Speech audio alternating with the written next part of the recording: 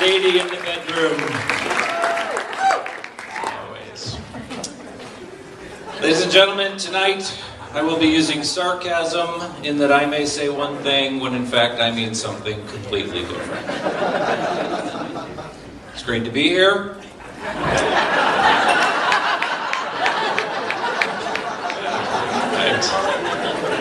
It's an awesome town. I found that if you stand in one place for too long and slow, the trees start throwing stuff at you. That's a lot of wine stores and art galleries. There's a lot of pretentious conversations going on. I think the artist is trying to indicate the impressionist blah blah. So I turned 45 recently. Thank you. That happened 6 years ago. Laughing a little too soon down in front. I turned 51 4 days ago, as a matter of fact. And oh, that's very nice. I'm 51, but not 45. Okay, I see what you're saying. Oh, you look at 45. We were worried. We were going to call the paramedics, to be honest. I don't feel 51. If any of you women want to come and feel me to verify that, you're welcome to. In my head, I'm still a kid. I still get nervous when adults are around. Usually I'm talking to teenage girls, but that is irrelevant. I'm educated, and I believe Haywood Jablomi is the funniest possible name anybody could possibly have. I like when there's old guys and they're like, what's wrong with Haywood? I know Jablomis go to my church. Let them out of this. I'm still a kid, man. I can be the oldest guy in there. I usually am the oldest guy in the room. I'll still defer to anybody wearing a tie. Be the 20-year-old Geek Squad guy at Best Buy. Yes, I should be backing up my files. You're absolutely right. Virus protection, yes, sir. I'm sorry. Because when you're young, you think you're never going to be old, you know? But then you think, well, at least when I'm old, I'll be wise. And I know a lot of old people, and that's bullshit. Here's the truth, folks. If you are a dumbass when you're 25, you will be a dumbass when you're 65.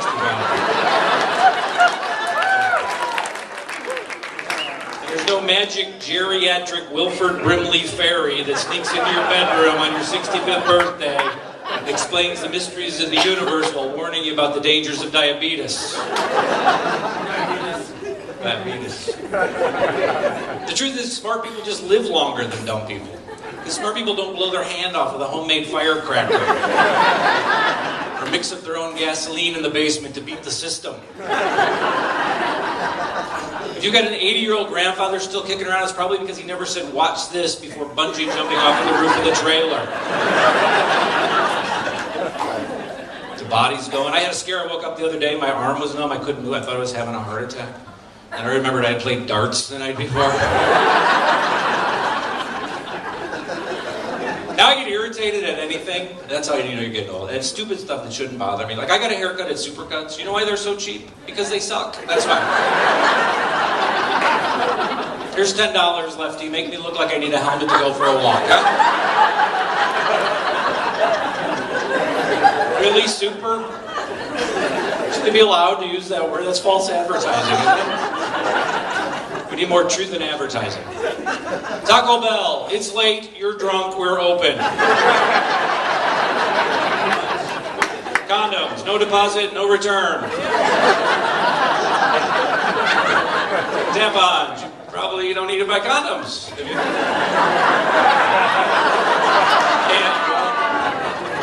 And the Republican Party, hey, we're white too, let's go. A little more iffy on that laughter. No, I made it up. The Republican Party is not 98.7% white. I don't dislike all Republicans. I'm not saying that all Republicans are stupid, self-hating, closet homosexuals that disregard scientific facts. I'm just saying if you are a stupid, self-hating, closet homosexual that disregards scientific fact, you are a Republican. It's like sets and subsets. Not all Asians are Chinese, but all Chinese are Asians. Not all bad drivers are women, but all Asians are bad drivers. Corollary to the subset theory. thought I was going to make fun of women, didn't you? I would never make a sweeping generalization about all women, because women can't take a joke. So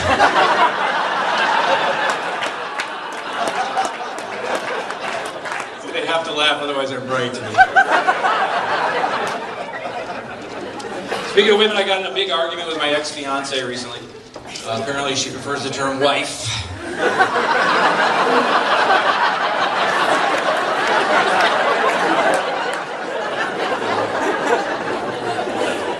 So I'm from Chicago, lived there my whole life. I moved to Charlotte, North Carolina not too long ago. No culture shock whatsoever. So I move in, right? I meet my neighbor, first day. Here's what he wants to know about me. He wants to know, what church do I go to and who's my driver? I had no clue either. Anybody? NASCAR. Yeah. Who's your driver? That's the home of NASCAR in Charlotte. Now, bear in mind, I had just moved there. I was not yet hip to what a fascinating sport NASCAR is. And I'm an honest person, you know, so I said, well, I'm an atheist, and NASCAR is retarded.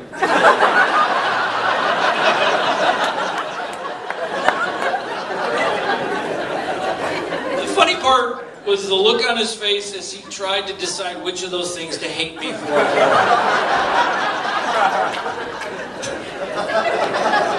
I think I literally could have said, I worship at the feet of my dark lord Satan, and I like Dale Jr. And he would have said, you're evil! Tony Stewart is a much better driver.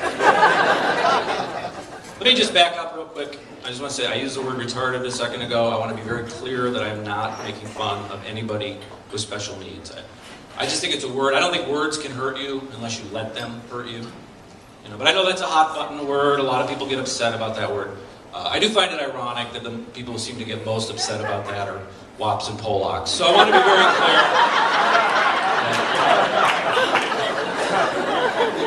clear. Words are words. So I'm a good American. Like all good Americans, I like to show my position on social issues by which fast food restaurant franchise I eat at. Was the Chick-fil-A thing big here on the West Coast? It was big in the South. Yeah, people were lining up to show their homophobia at Chick-fil-A. It seems silly until you realize everybody eats fast food and nobody votes. You know, we should do all our elections this way. Right? You're against gay marriage, you eat a Chick-fil-A, you're for it. Dairy Queen, I don't know. Fuddruckers, that sounds pretty gay.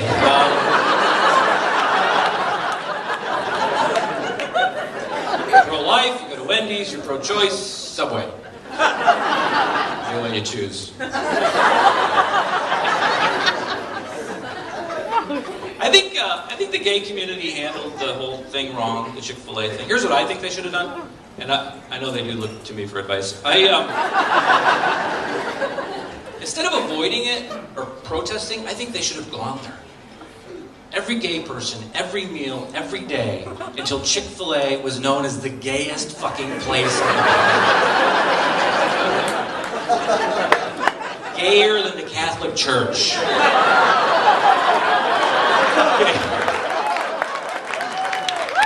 Gayer than a mixed martial art pay-per-view house party. So gay that young men that haven't come to grips with their secret sexual fantasies wouldn't go there because it's for fags.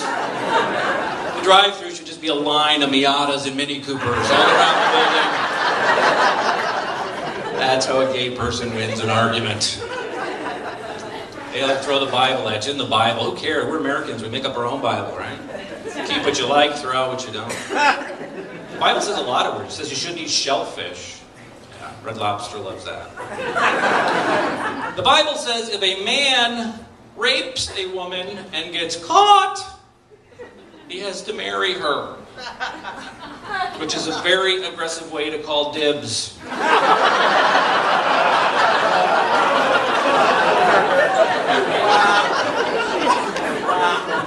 My favorite, I'm a parent, I have a 12-year-old son. Do you think you should spank your kids? Yeah, some people get very excited about the privilege of beating the shit out of their offspring. Of course you gotta hit him. How else do you teach him to respect other people? The Bible says, spare the rod and spoil the child. That's not in the Bible, John. It's from a poem from the 1600s. But even if it was, if I hear that, I hear spare the rod, spoil the child. It's very straightforward, right?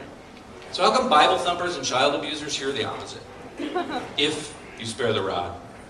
And I figured it out, and I finally understand the Bible. And now, once you know this, everything makes sense. That's not a sign from God.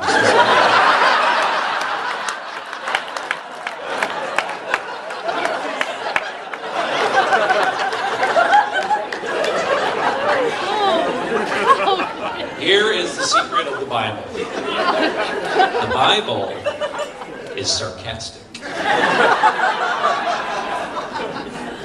Spare the rod and spoil the child. Yeah, I'm the Lord thy God. Right, the meek are going to inherit the earth. So I mentioned I was married. I'm very happily married, and here's why we're separated. That's not entirely true, but I didn't want to wait 4 weeks before I started doing that joke.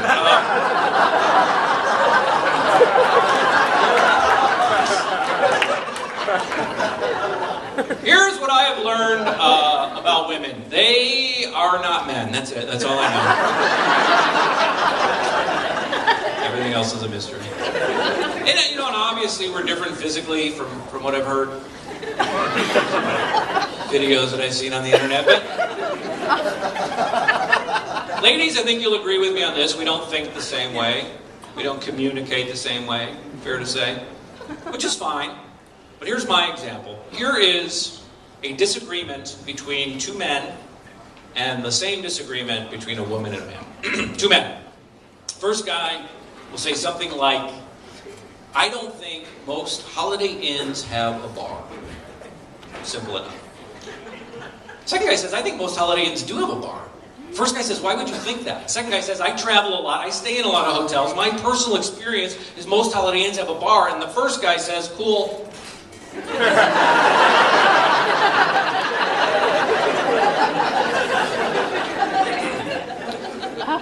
The woman says, I don't think most Holiday Inns have a bar. The guy says, most Holiday Inns do have a bar. And the woman says, no, they don't. And the guy says, I travel a lot. I stay in a lot of hotels. My personal experience is most Holiday Inns have a bar. And the woman says, no, they don't.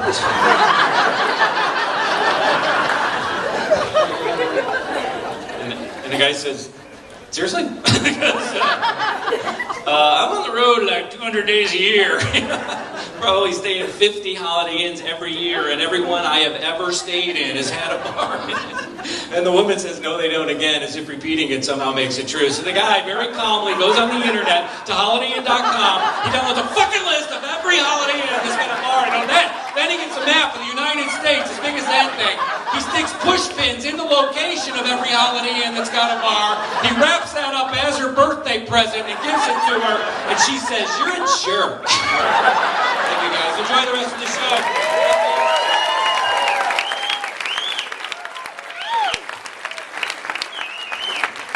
All right, Tony Boswell, keep it going for him. Let me hear it. All right, let's keep this train moving.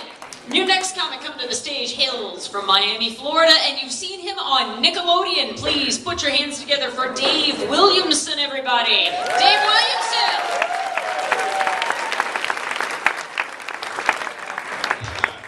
Thanks, guys. Thanks for showing up tonight and supporting this. This is pretty cool. This is fun that we're gathering in a place called The Graduate to celebrate a profession where you do not need to be one.